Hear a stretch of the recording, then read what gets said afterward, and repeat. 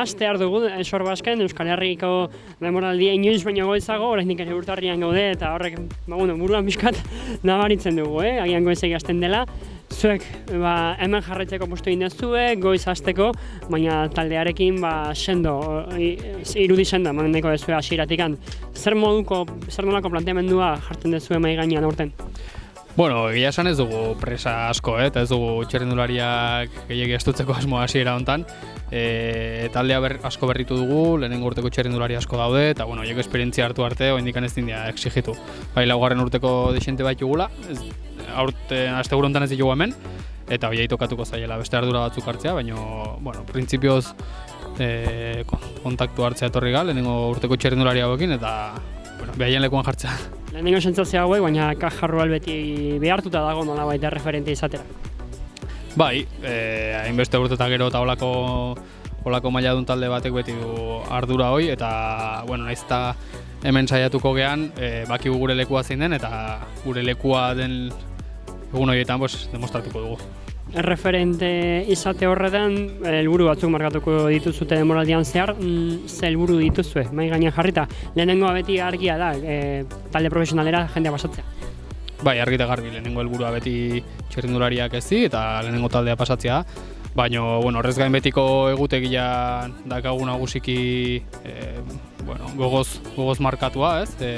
Nafarroko itzulia, gertuko Espainiako kopak, eta, egutegiak zerbait berria sartzeko aukera baldin badugu, bire aprobetxatu dugu. Agian sekaso, albiste txarrena, besimistena bada bakarrik Euskal Herritar dituzuela taldean. Bai, pena da, alde hortatik egia esan, zer pentsatua ematen du, eta, torren urtetan Euskaldun gehiago ditugun. Hasiera eta kolore berriak, kolore berdera batu zara, taldea referentea da zarantzerik gabe Euskal tropelean eta talde handia bazaret ere, Euskaldun gutxi zaudete, 3 besterik ez, eta, zui dagokizu pixkat haien izen hitz egitea, nola iritsi zara Kajarrual aldea taldera? Gogotxu, temporada berri honei zehose politxataten dugun, eta taldia taz behi ikasten, ekipoa onditxe izen da, hauetaz behi ikasin bida, eta ekipoan leku bat hartu eta aurrera pausa bat emutia. Bigarren urteko txirrinduaria zera, beraz oraindik ere gazte, hemen referente handiak azkazue, beti batez ere helburu handiekin eta egutegiko lastereta gordinetan protagonistak izateko eta irabasteko goguekin.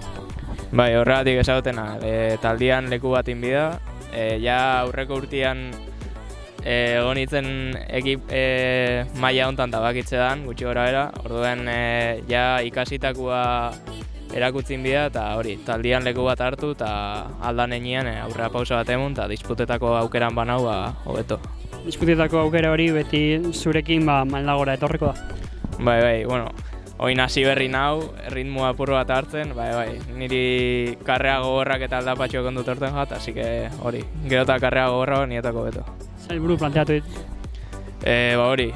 Taldian leku bat hartu, eta aurten nahikonen karreren disputan egotia, eta beti hau profesionalismoan amets hori hor, eta hortik hortara hurbiltzen bana.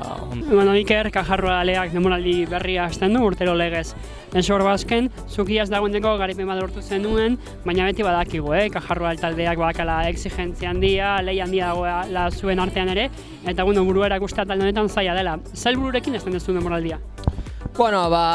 Ni eta taldea espero dugu lehialdi ona egitea, hasi gara Sorbasken, ni bakarrik lehiatu nuen igandean, eta ni oso ondo hasi nintzen, sentsazio onak, eta espero dugu Euskaldu lasterketetan ondo egitea, eta gero itxuletan ere ez.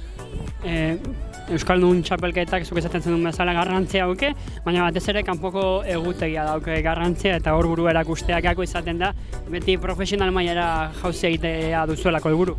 Bai, noski, itxulietan, adibidez, Madrilgo itxulia, Castilla eta León, eta gero aita ere Kopa Espainietan, ez? Da lasterketa onenak uste dut, eta ondo egitea hor importantzia handia du taldea, taldea importantzia handia du Kopa Espainietan eta itzulietan.